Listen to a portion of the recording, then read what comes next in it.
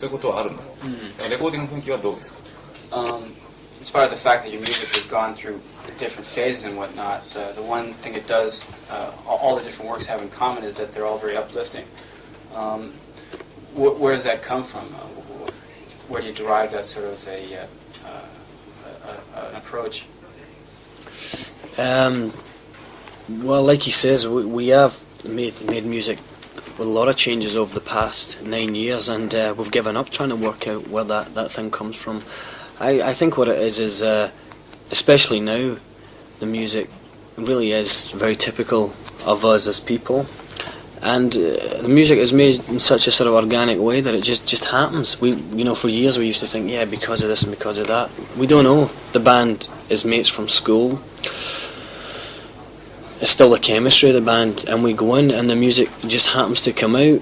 I think in this sense, we've become very aware of lately, the past 2 or 3 years, that it does have a sort of uplifting nature, and we're glad about that.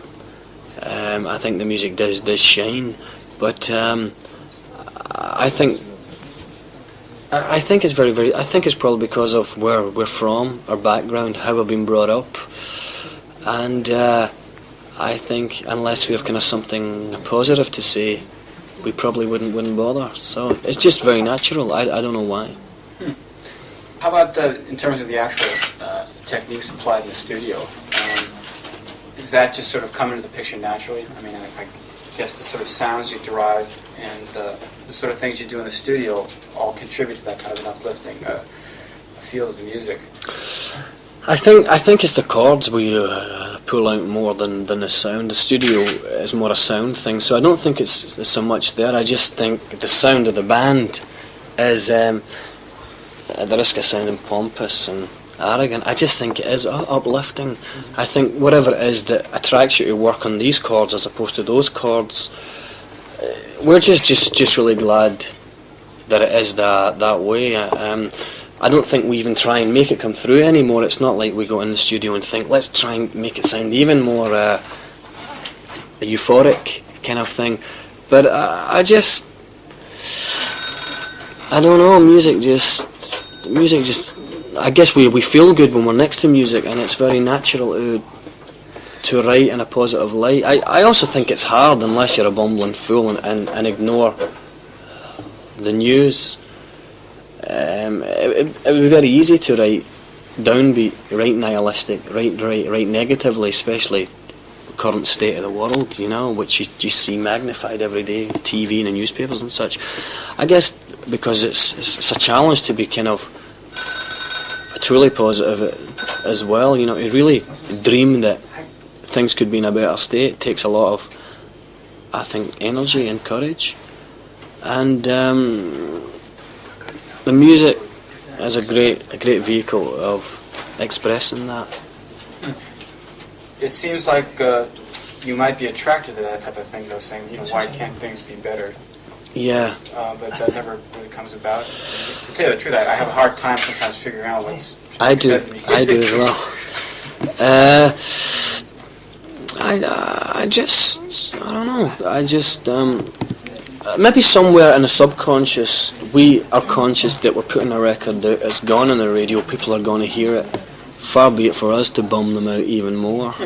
I mean, and it's a matter of keeping your ears and eyes open for the better things. It's like, for instance, although you feel, why, given a chance of writing yet another anti-apartheid song, which I think there is a need for, it more attracted us to write a song about the victory in the Philippines. Do you know what I mean? Yeah. Where it worked and it was great, and it was a non-violent victory, and that kind of thing. Give decent minds a challenge, which one? We would go for the one that goes up, even though the other one is going up, but it's going down first. And I don't know why that is. I think it's got something to do with our backgrounds as well. Maybe we're even sort of, as somebody else pointed out earlier, a sort of, a romantic notion comes in the beginning where somehow the odds don't seem to matter. So romanticist then is what you are. I use that, but I use it if it means somebody with a flowery shirt. Right. If it means somebody with a flowery shirt who just wishful thinking, then no. But it depends, I'm worried about that expression because there's been romanticists like Scott Fitzgerald, and then you've other romantics like Mahatma Gandhi. I know which one I would rather be with. Which would you rather? Gandhi. Gandhi. So more the optimist. I think so. Yeah, as opposed to just sort of a Yeah, whimsical Don romance. Quixote. Yeah. He waived the translation there because he got most of it. Right. He hears that you apparently had kind of locked yourselves away for a month or so before actually recording the record to sort of foster a feeling of solidarity among the band. Is that true? It's normally that's the way we've been working really for years now. Is that right? Yeah, we just go in there and everything goes. Families, friends, the lot. We go in, get a house, normally in some kind of isolated place, and just really charge in. Don't do anything apart from work on the music. Or work doesn't really seem to be a kind of justifying word because, as I was saying, it's very natural and we really enjoy it. So work doesn't work, but concentrate on the music. We're not a band who can go in for 8 hours and then get a cab home or have a night in the town. It's I think it's a very important stage, and we tend to go for the isolation that part. In terms of the solidarity and such, I think it's more a kind of focus thing for everybody. We're about to start this record, so sort of get in shape mentally. How does it actually work? You won't have any songs or anything prepared to just get the band together, work out the songs, work out the arrangements, and then go into the studio? Yeah, we'll go in and it's so, 3 days nothing maybe happen. I mean, nothing bar noise. It starts out in the studio then? No, sorry, it starts off a rehearsal room type house.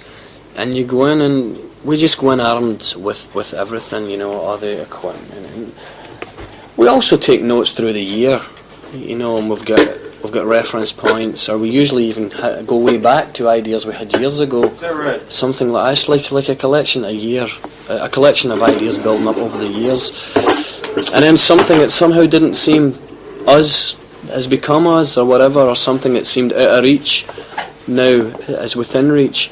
It's hard to say how it begins, but that's the circumstance for the beginning. Our keyboard player Michael McNeil and the guitar player Charlie Birchall, they've amazing.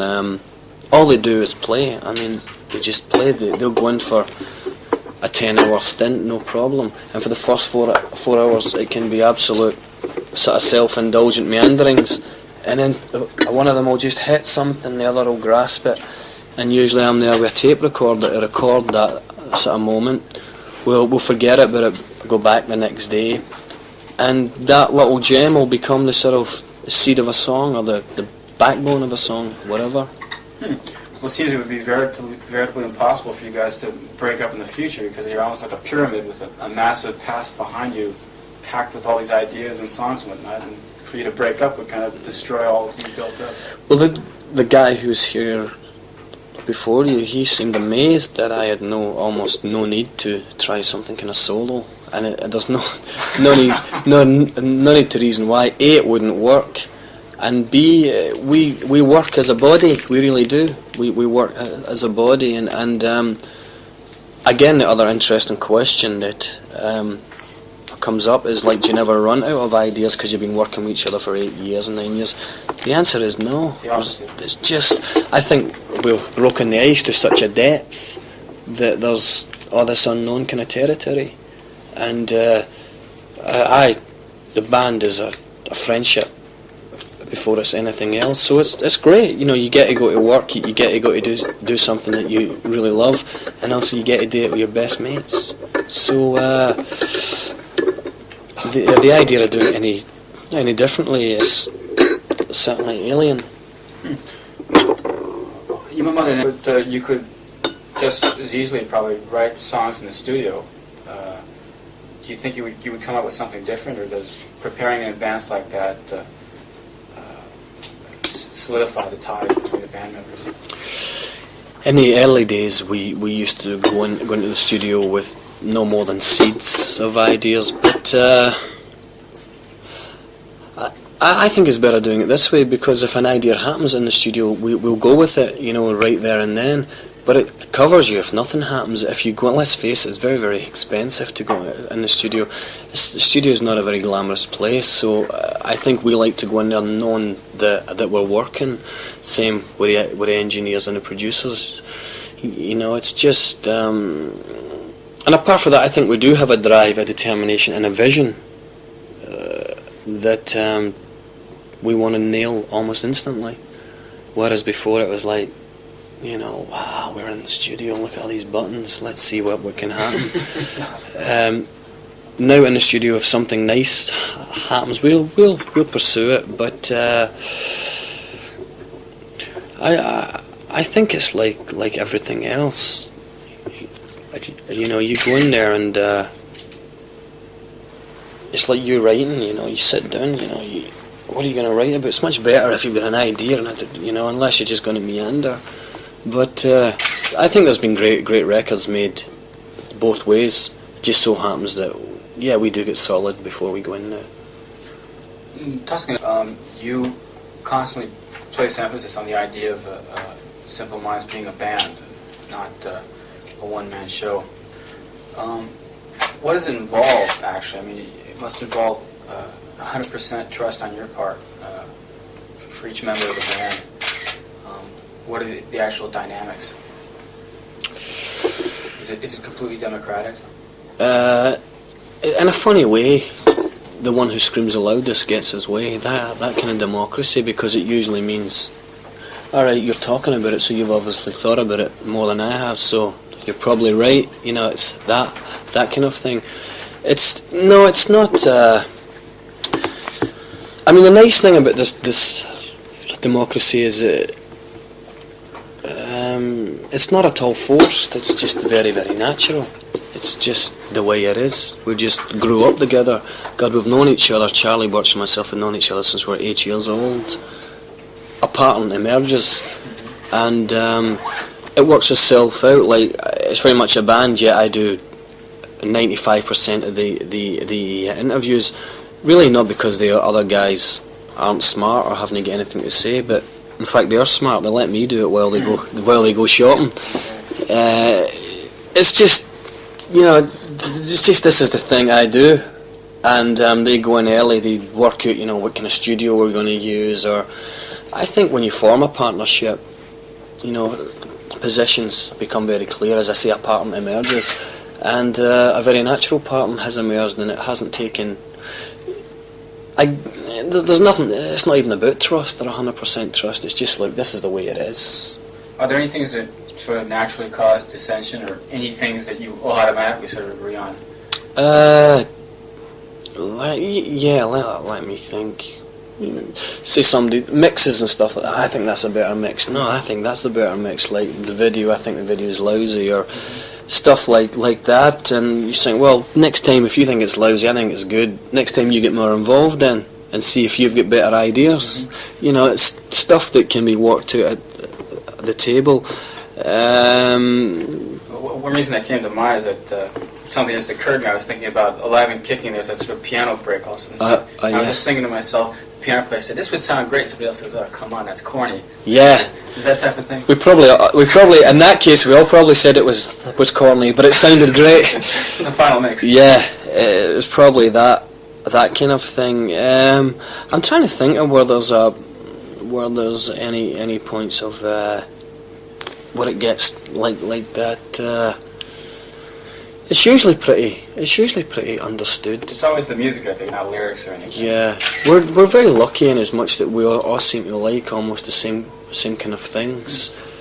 I honestly can't think much what it was like a real heavy point. For instance, we did some 12-inch remixes last week, and more than half the band liked it. The other guys just didn't like it, but they just don't like those things anyway. Yeah. So it's more that, and it's this kind of thing that if something really is getting to you, it's like, well, I'm going to, well, sort it out yourself, you know. If you hate it that much, it impresses, and stuff like that.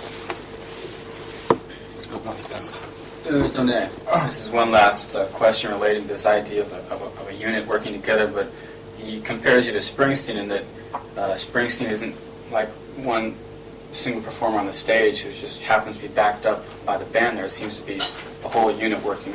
Whereas a band like the Rolling Stones does not seem to be a tightly knit unit. They just all seem to kind of get together once every couple of years. Mm-hmm. But still, they produce a type of sound that sounds like it's being, supported by some sort of a feeling of solidarity. Yeah. How about in your case, which mold do you think you guys fit into? He assumes it's the former, the Springsteen type thing, where it's kind of everybody really. I don't think the question. I don't think he's used the right bands. I think the Stones and Springsteen are. I think they are pretty much the guys who come up into the same thing. I mean, lately with the Stones, you don't know what's going on. Mm-hmm. But I think more say we're definitely of that ilk where it just all fits together, and if it changed, I think it would be drastic change. Whether it would be better or whether it would be worse, who knows? But I think we are a product of, we're definitely a product of the guys in the band, growing up together, and not only is the sound of every person very inherent to the band, but their mental attitude as well, and that all comes from breaking ice and knowing each other, trusting each other so much that trust just doesn't come into it. I mean, at the risk of sounding corny, it's like saying, do you trust your best friends? I mean, of course you do. It's just the way it is. Yeah, it's a noise. It's a noise that came from a certain part of the world, a certain background. It's the whole thing. Mm-hmm. I guess you'll be going on to Australia from here, which will be the last leg of a very long tour, he hears. You seem to be the type that thrives on it, though, as opposed to somebody who just kind of does it begrudgingly. Or is that not the case? That's exactly it. Is that right? Yeah, people say, I mean, this has been really unusual this week, and last week we were in Australia for 5 days doing purely promotion. Last night it was like, I was beginning to get kind of grumpy. I was like, when are we fucking playing, when are we getting on stage to play, even though we've been playing solidly for a year. People have been commenting to us all the time, you've been on tour a year, how, things like how do you manage to keep your sanity, or how do you manage to keep... We just really, really enjoy it. We really, really enjoy it. We don't do this because we have to do it. We do it because we really enjoy it. That's why our tours last for 12 months instead of, or 14 months instead of 4 months.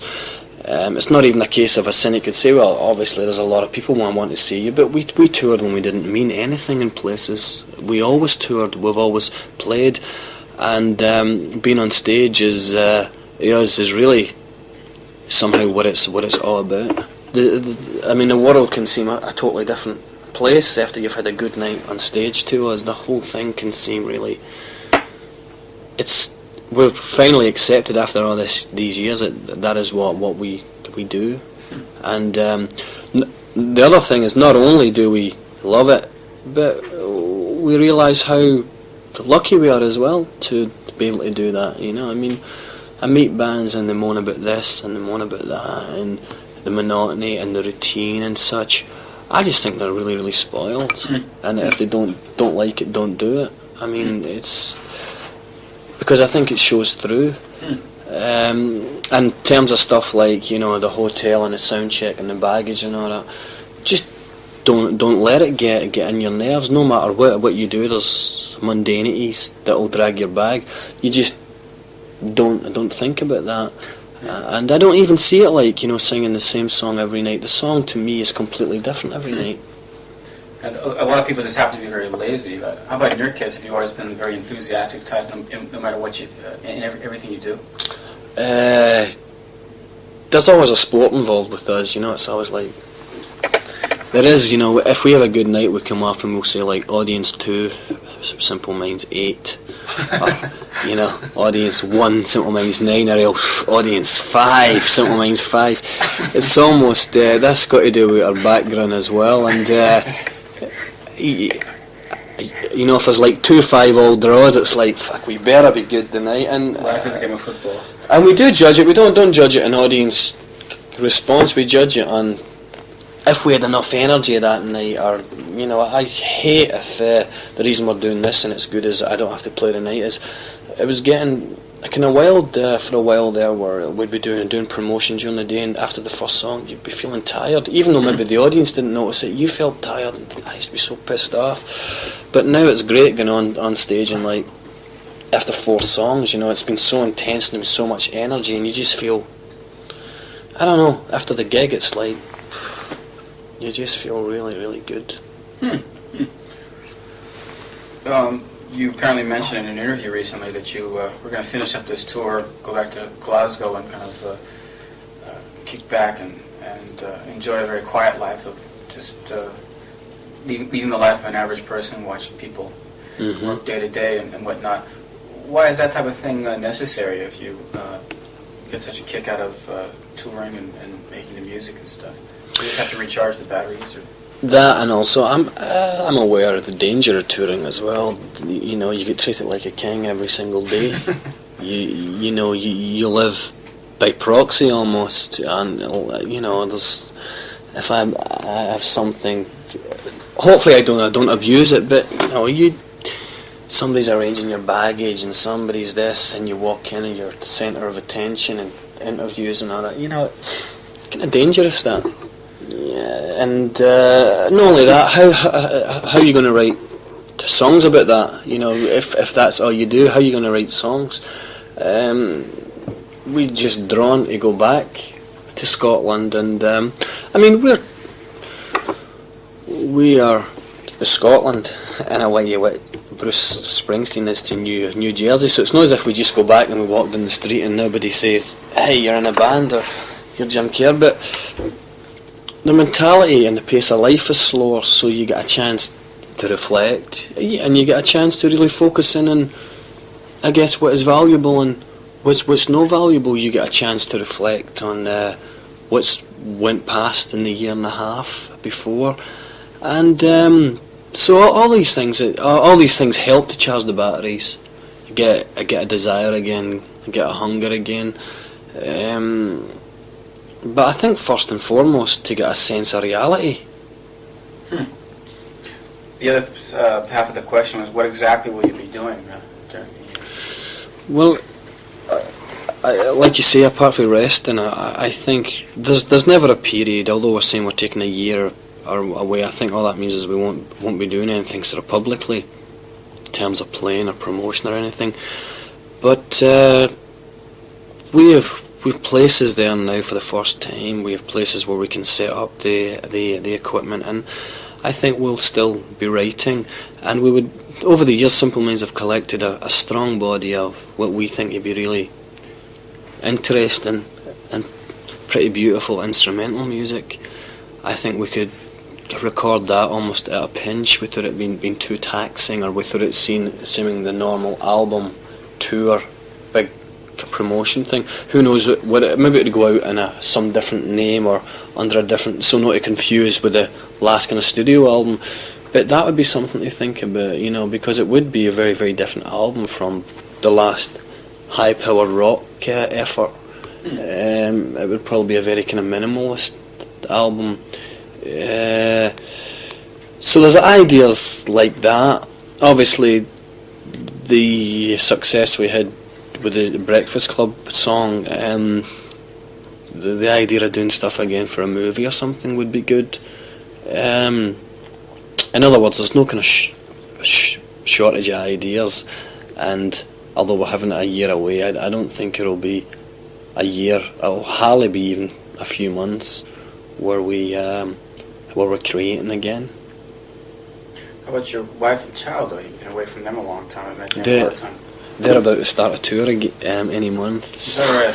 I'm hardly going to sit around, or I'm hardly going to go on tour either. I mean. So it's your turn to take care of the child then? No, I don't get that chance. Is that right? The child goes off on tour with her? Yeah. Is that right? Mm. Jeez, well, I mean, you must have no chance to be with your child then, isn't it? That's right. That must be the one big drawback of That's life on the road. exactly the nail on the head. And it's something. I mean, I'm saying it kind of casually and glibly, like, yeah, so what? It's a problem, but it is a real problem. I mean, but you know, what can you say? You know, everybody's got some sort of, you know, bleakness. That is a drawback. But I think when you join a band, no matter, almost, you know, no matter who it is, you got to wave bye-bye to those kind of things. I guess I feel the main thing is I didn't really see my father too much when I was young, and yet we're as close as can be.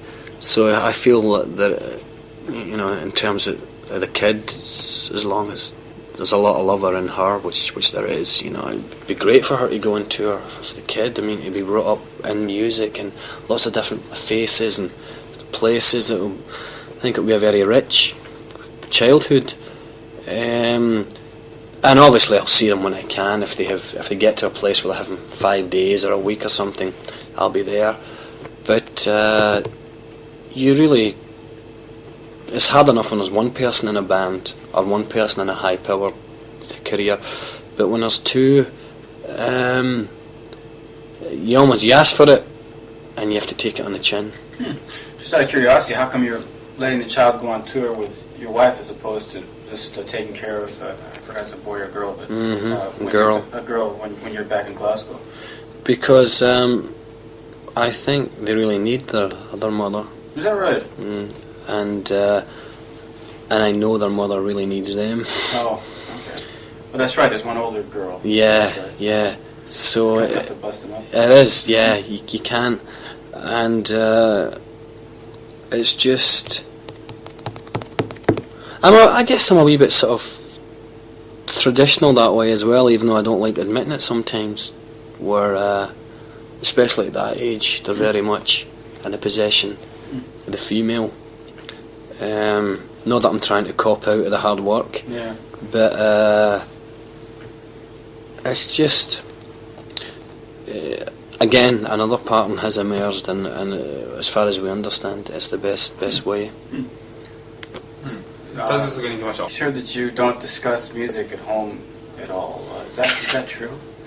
I think we do in like a lightweight way, you know. But I think you know, I think people probably imagine that we sit at breakfast going, "Have you heard that mix?" or "What about that middle eight?" It's yeah, it's true for people who are in big bands. It's a very musical household. There's never, I wouldn't say never, but a record player doesn't get used that much. To be truly honest, we've hardly been there. We've hardly been together. So the precious time we have together, the last thing we want to do is play some Dummies album. But it's yeah, it's funny. It just really takes Chrissy especially doesn't really enjoy kind of when she goes home and closes the door. That's it. You know, it's like there's something in her that either wants to or needs to cut off the fact that she's a Chrissy Hind. And with me, so it's just the way it is. Really, I think she was about one of the last persons in the world to hear her live and kicking. It's a funny way of working, because I didn't want her to hear it until it was out, because if she'd heard it and said there was something wrong with it, I would have been like, "What do you mean? No, there's not. Let's remix it then."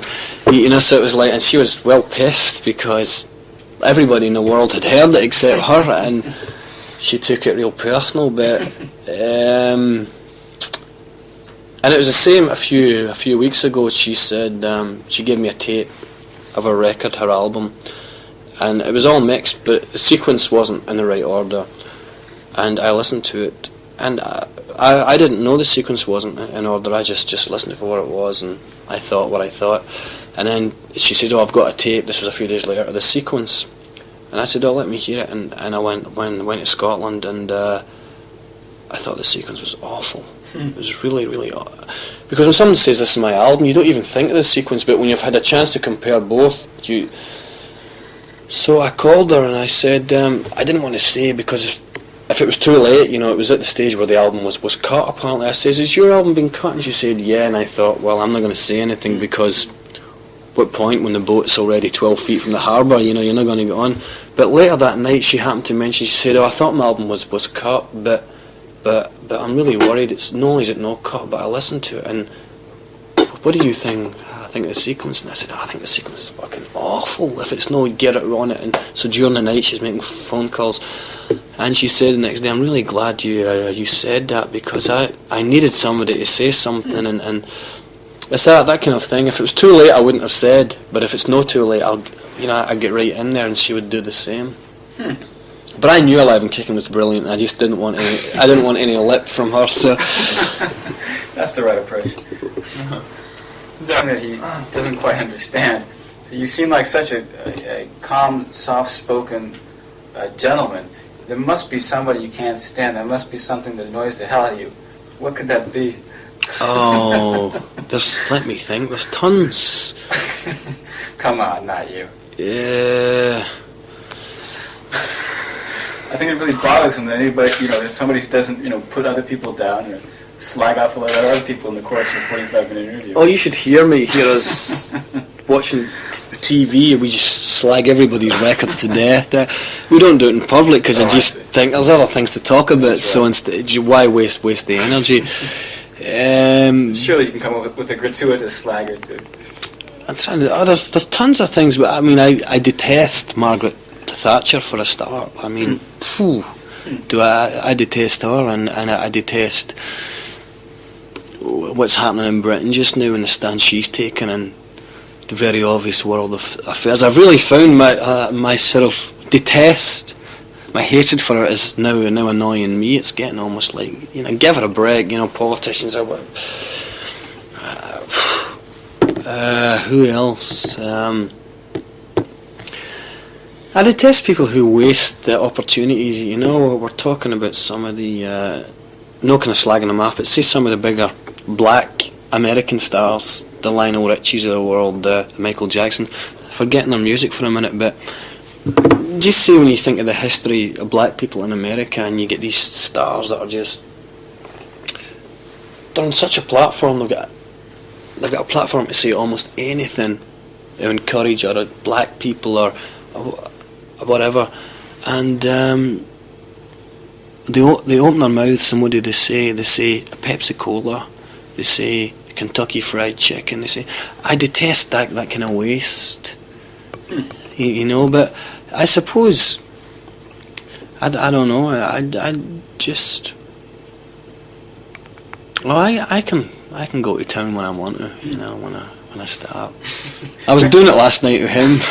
He was he was saying, let's go for a walk. I was like, get the fuck here. Let's, what do you want to do? Want to go for something? Yeah, I was like, no, I'm grumpy, or I can get pissed, yeah. Mm-hmm. Okay, just want to know if you're one of us. He'll tell you a few days ago in Sydney, early evening, I'd 12 bottles of beer, and for some reason I felt the need to take my trousers off in public. He managed to get me in a car before that happened, but that's the kind of human side of me. That would have made the papers. It would have made the papers. Yeah. Like that.